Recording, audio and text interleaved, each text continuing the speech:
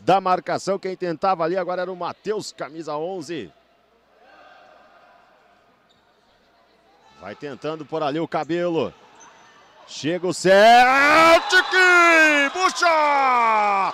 Faz a foto que tem gol! Gol do Capita!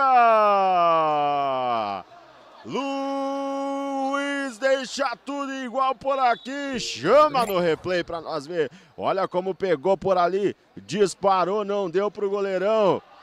Acertou.